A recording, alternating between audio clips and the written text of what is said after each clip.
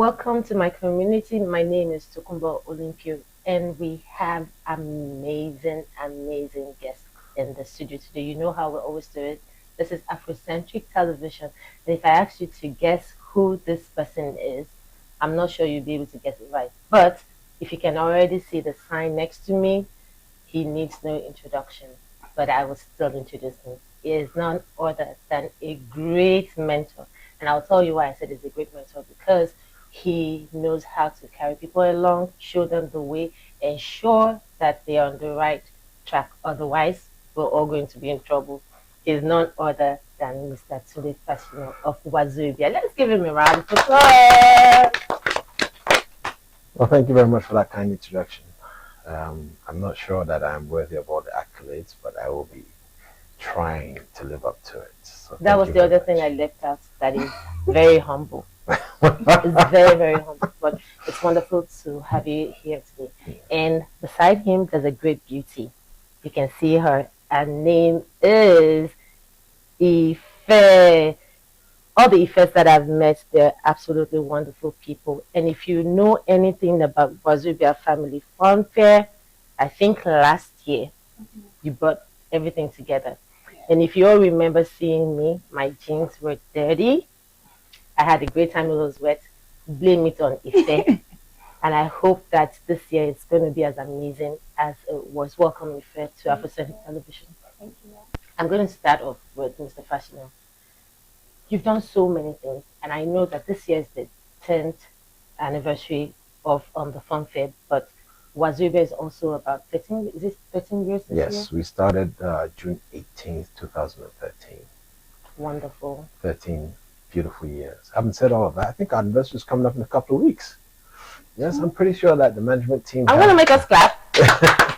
It's not easy to have a successful business, even stand up to 3 years, talk less of 13 years. Yes. And then you've managed to carry the community along. I know that if I need some free plantains, I know where to go to. Amen to Not that I don't pay, I do pay for the plantains, but I know because there's always a deal or the other that we can benefit from Wazobia. What is that driving force that makes you, do all the things you're doing and from the very beginning? And tell us, I know we've had you in the studio before, but tell us a quick and brief history about Wazobia and then why you're doing the things you're currently doing. Okay, brief history. Let's talk about when we started. It was a question of following in the footsteps of those that have come before us. I worked for a great place. It was a trendsetter at the time. As I may have briefly explained, or before he came along, in order to get everything you wanted, you had to go to several different places to get everything. But he had the idea of bringing everything under one roof, which was in our community a revolutionary idea at the time. And I was privileged to work for him, and I learned a great deal from him. And I thought, we could do this a little bit better by tweaking a few things, a few services, and bringing it closer to where people live. So I decided at that point in time that I will go and try and expand on that theory, and that's how the story of Wazobia started. I know you said it so easily, try to expand on the theory. Yes. The trying, how trying was it? Was it easy? Was it hard? Was it how you imagined it would be from day one? Or were there some honest tears and sweat in between? Honest? I don't think there could be. I'm going to start from the last one. Honest tears and sweat. There was a lot of honest tears and sweat. I will tell you one thing. I've always believed in a small thing. If you're capable of doing what the mission in front of you dictates, then you don't need a God. I looked at the mission in front of me and I knew That is powerful. there was no way I could do it. And that's when I looked to the boss, as I call him, God as it were, because I needed help. And he showed up every single step of the way, from the setting up of the floor, as in getting the location. And I didn't have any money at the time. And all the work inside the place to get it ready. I literally did it myself. And there goes a lot of what you say, no experience is wasted, because I've had a lot of hands-on experience with a lot of equipment and a lot of doing during my time to get there. And people will look at work like that, doing construction work, doing carpentry work, doing machinery work. You have done all that in the past. I've done all of that in the past, and a lot of times people think, well, you're wasting your time. Well, at the time when I started and I didn't have any money, guess what? Every single one of those skills became handy, and I was able to set up the place pretty much by myself, working nights before the place was ready to start. So that's the first set of tears. Now talk about beginning the place up, as in getting goods in and advertising and literally doing it all by yourself. I spent almost 18 months sleeping inside that store, not going home, and not knowing from one day to the other whether this store would survive. So there was a lot of tears. There was a lot of, God, what am I doing here? In fact, now there's still a lot of, God, what am I doing here? Even after 13 years. Because one thing that you have to understand, it's one thing for a baby to get up. The baby now has to stand. And the thing is, once that baby stands, the baby cannot fall.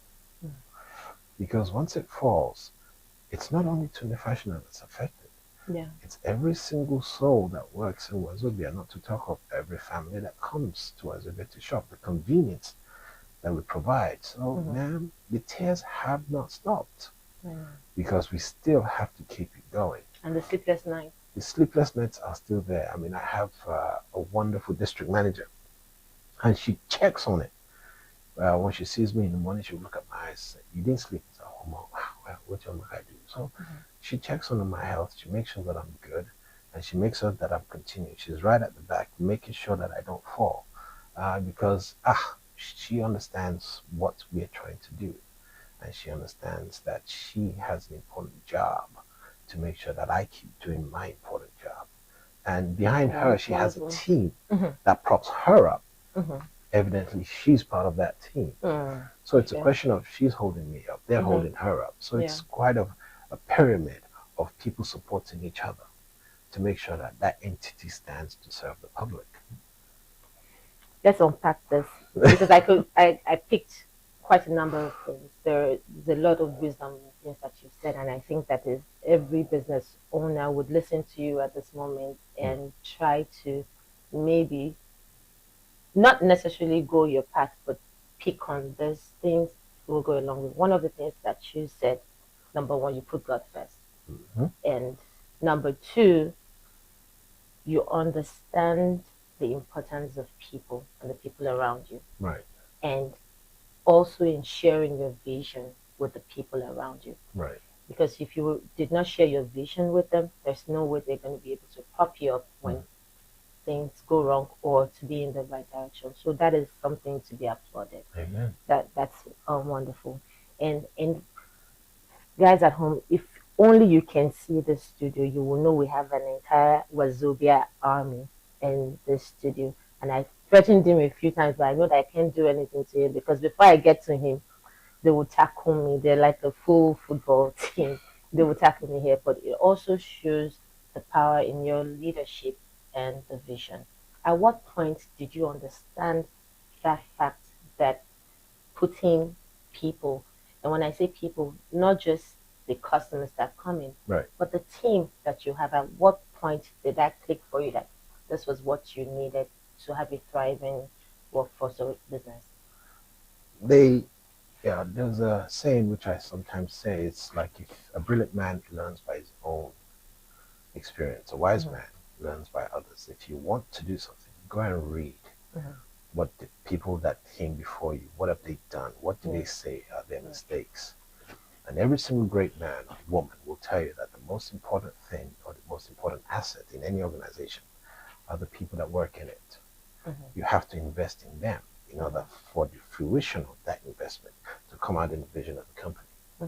So it was not a situation where, okay, now this is going to be a one-man show. It was ingrained in me. Also, part of the blueprint of the business, if you Mm-hmm. will, Yeah. based on the research that I've done beforehand. Mm-hmm. That if this business is to succeed, others must also invest. Mm-hmm. And before people can invest, I have to invest in them and let Yeah. them know the importance of one, who they are as individuals, and B, the importance of what they have to contribute in order for all of us Mm-hmm. to reap the benefits of all our labor.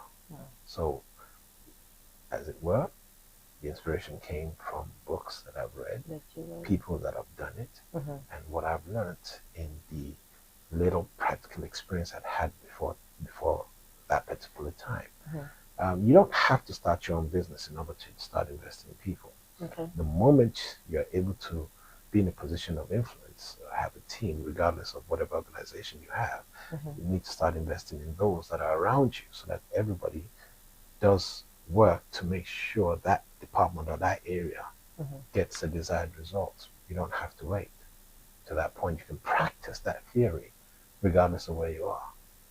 So, Wonderful. In fact, you're so fortunate to be working with like great minds in this field. But tell me, what is one lesson that you've learned from? Forget that he's here. Let's just imagine that he's not here right now. What is one lesson that you've learned from his professional? I mean, one thing that comes to mind is we rise by lifting others. Mm-hmm. He always makes sure to add this team in Mm-hmm. everything he does. He always tries to bring us along. So that's one thing. Wonderful. See, yeah. I mm, know, I know. I've had my own share because I've known him for many years, and I know you've known him for many years. And every session that I have with Mr. Tunde makes me want to become better at Yeah. whatever it is that I do. So Mhm. thank you. And you're building an entire me. Personally, I'm like 1 million army.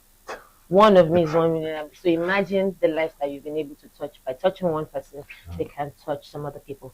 Let's come back to Wazobia. mm, It's been 13 years. There's been a lot of economic changes. right. How has that affected the business and its growth? Well, the thing there is the growth is relative to time. In this particular time, we have had I'll come to present day, but over 13 years, we have had an incredible growth rate over the 13 years period. And it has really been a blessing to us. Mm-hmm. It was hard fought for. We didn't take every single thing, anything for granted. Mm-hmm. We researched, we looked at whatever it is we're doing right, we try to improve on it, and we look at whatever it is we're doing wrong, and we dismantle it and start again and start from somewhere else. We never stop learning. Mm-hmm. We never stop trying to do things. We don't believe that the way we did it today is Mm-hmm. the way it's supposed to be tomorrow. No, we look at tomorrow and circumstances of tomorrow. So, okay, will this answer fit? Yeah. If it doesn't fit, we will dismantle it and look for something else that fits. So we are under a continuous growth effort throughout the company, and that's a philosophy that's shared throughout the management and Mm-hmm. the staff alike. As far as this economy, we are all going through a very difficult economic situations, Mm-hmm. and nobody's exempted. Mm-hmm. You find that what $20 bought yesterday doesn't buy today. So how do we deal with that? We go through a few economic questions and answers and strategies to try to make ourselves relevant Mm-hmm. while understanding that a lot of our customers are actually in pain. I know because over the years your prices haven't really changed. When there's inflation, when people are saying the prices are high, when people come into Wazobia, they're still able to afford the things that they usually buy with little to no price changes. How have you been able to maintain that price bracket, having your clients in mind, but also ensuring that your business remains profitable? Well, there are sometimes we've had to delay a raise in price, given the fact that we are having a raise in costs because of we understand the economic impact of a raise on our customers. And sometimes we've had to take a pinch ourselves Mm-hmm. and hold on ourselves just to make sure that the customers are not greatly impacted. Mm-hmm. Uh, Sometimes, sadly, we've not been able to do that, but for most of the time, we've actually tried to look at that because every time we look at TV, we're having X amount of thousands of dollars people being laid off of this Mm-hmm. job, and Yeah. X amount of thousands of people being laid off from that job. And let's not be naive. We know the first people to go when they're doing the laying off, and Yeah. those bill consists of our customers. Yeah. So we have to keep those in mind. And those tighter margins, cutting costs, minimizing wastes, and customer focused prices. And we have a great team that goes out to look for things that uh, getting it at the lowest cost possible. Okay. In order to bring it in and still serve the same customers. We have an entire team that does an incredible job. That's Oh, we're grateful. We're grateful because I know how it feels when I come into the store and I'm able to get what I want at the prices that are okay. Yeah, they do a fantastic job trying to keep that prices low.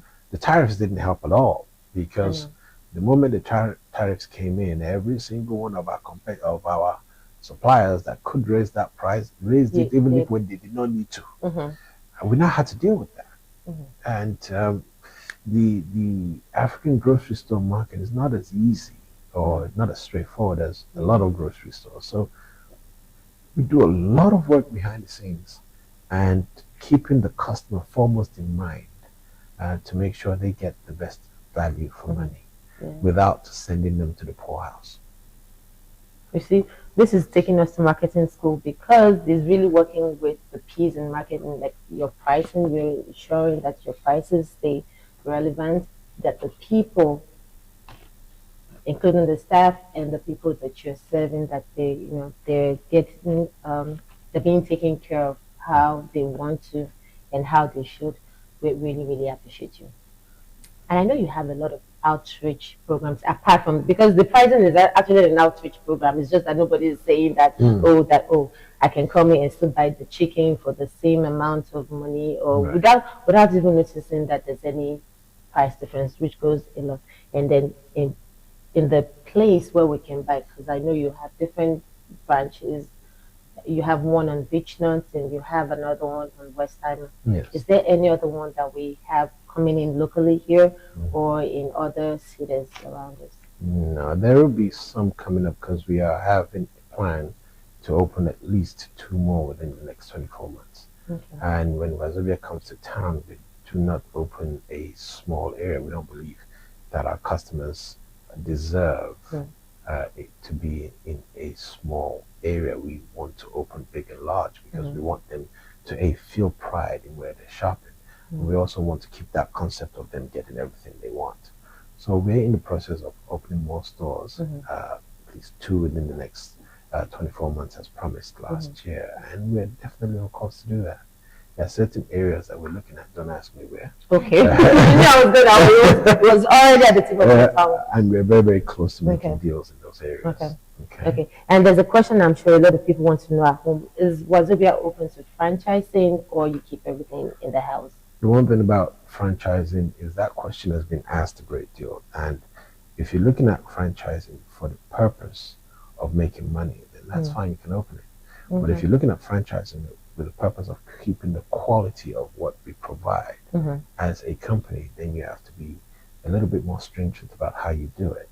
And besides, I have not heard of a grocery store franchise chain. Have you? Because I know that H-E-B doesn't franchise. I know that Walmart doesn't franchise. I know that Kmart, Target doesn't franchise. So I they train leadership and then they go and... That's pretty much it. Because the thing about service, it's all about keeping the quality of that service. Now, franchising makes that a little bit more difficult. Because what you have is each individual owners having to subscribe to a particular set of rules. Now, you have to make them keep to those set of rules. And the larger you get, the more difficult it is. Now, I'm pretty sure that the companies that are doing it right now are doing it very, very well. I just don't know how to do it at that level at this point. So I may have to defer on that franchising. Not because it's not a good idea, but pretty much because I'm not sure how to keep the quality of the service we provide. So now you have the answer. No franchising yet. We don't know what tomorrow will bring, but it says no franchising. And I know they have another question. The popular breakfast that people get from Wazobia, do you still have that? What's the popular breakfast? The free breakfast program that You know, I tell you, when there's free, not just when there's free, but when there's good food. Do we still have that at Wazobia? Yes, that never stopped unless there's something I don't know. Okay. That's a program that was put in from day one, and it Mm-hmm. was really to serve those that we, at the time, we thought nurses or people that get off the morning shift are on their way back in the morning Mm. really don't want to be worried about grabbing sort of, let's just give them something Yeah. that would take hold their stomach before they Mm-hmm. go to sleep. Mm-hmm. That was the original idea. And So it wasn't even to target the money you could make from people that would buy the breakfast. It was helping them. yes, you tend to find out that a lot of things that we do at Wazobia is not about the money, but it's about reaching out to the community. It's about letting them know that we're a part of you. Mm-hmm. We didn't come from outside, we're Mm-hmm. inside. We feel the same pain you feel. We breathe the Mm-hmm. same air you Mm-hmm. do. We have the same sort of energy you have, same sort of fears. We're here with you in partnership. Mm-hmm. That was the entire idea. We don't That is do it to make wonderful. money. That is wonderful. Mm. And they can have ugi, akara. What Yes. else? So that I would know what time it comes. Wait first, there's one thing doing charity work, there's another one selling the entire store. Wait, but there's the free. You know, say Please I've tell me gone what's from the menu? English to broken now. Mm-hmm. It's Ogiana Karabeg, no vex. Ugi, but ugi and akara is good too now. If you've not tried akara, if you don't know what akara is, it's made out of beans. They blend, peel it, fry it, and it's yummy. We'll have breakfast tomorrow. Amen. You go to Wazobia, go to any of the, you can go to Beach Nut, and you can go to West Hammer, you can go and have some breakfast. And while you're at it, shop all the products that you'll need in the household. And I think because you put people first, that is what brings along the loyalty. Because a lot of brands think that it's about money first. You're not even telling them come and buy. You're telling them we got you. You're coming from work, you're tired, we'll take off the problem of feeding. Just this one, we got you. And if you continue, this is, learn from me more. Don't bankrupt your business. Know where you are first before you can do. But I don't think you need to be extremely rich before you can do charity or be considerate of other people. So take a cue from him. And let me tell you something. God answers prayers because this man, for me to sit down next to him, I prayed a lot. I had no idea, but soon God answers prayers and God will continue to help you in your cause. Thank you. It's actually his cause. He put you in charge of it and you're doing a fantastic job with it. Thank you very much. I appreciate it. Talking about outreach and giving, I'm coming to Ife now. Because every year you make me act in character, actually. It's not out of character because I love to enjoy myself. I love to play. And I've seen so many coordinators or managers of the event over time. They've done extremely well. Last year, was that your debut?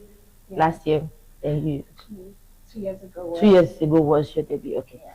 but I cannot forget that last year because if there's anything like Steve, I lost it last year. There was nothing. Tell us about the event, the popular Wazobia Family Fun Fair. It's the 10th year. Mm-hmm. Tell us the things to expect this year. Okay. This year was to be a fun fair. It's gonna be the 10th year. It's Mhm. gonna be bigger. It's gonna be better. Mhm. It's gonna be located at Prime Road Houston, West Oaks Mall. Mhm. We are expect over 50 vendors. We're Mhm. gonna have lots of kids activities. We're gonna have kids inflatables, water slides, Mhm. mechanical bull, Mhm. rock climbing. Mhm. We're also gonna have lots and lots and lots of performances. Mhm. We are not yet releasing the performance details yet, Mhm. but just stay tuned. We'll let you know. If I'm gonna catch some beef with you. You keep saying kids inflatable. Kids are adults not allowed in those I'm spaces. sorry. Uh-uh. They're actually allowed. It's for Mhm. all ages, right? For all ages. Yes, it's for But all we should let the ages. kids go first. Yes. I know the kids always have an amazing time, and you bring out the entire community, Yes, we do. and people show up on time, and they refuse to leave until it's dark, and they have to turn the music off. Tell us how do you actually identify what would basically hit it with the kids, like what they would love? Do you have like, because just like the way you have the team of adults, now I'm beginning to think that Wazobia has a team of We children. actually do. I We see. actually So you do. have a team of students that they'll tell you what they want. Yeah, Tell us so about that. yeah, we actually have some of our managers in house, some of our colleagues, Mm-hmm. which they have kids. We also get to know what they are expecting, what they would like. We show Mm-hmm. them options. They tell us what they would like. We also Mm-hmm. go to other events as well. We see what the kids are attracted to. So Mm-hmm. these are the different ways you get to know what the kids would like. Mm-hmm. We speak with our vendors as well. They let us know what is new and Mm-hmm. what the kids are going for. So that these are the ways we get to know what the Wow. kids are. My producer is saying something. Give us a minute. We'll be right back.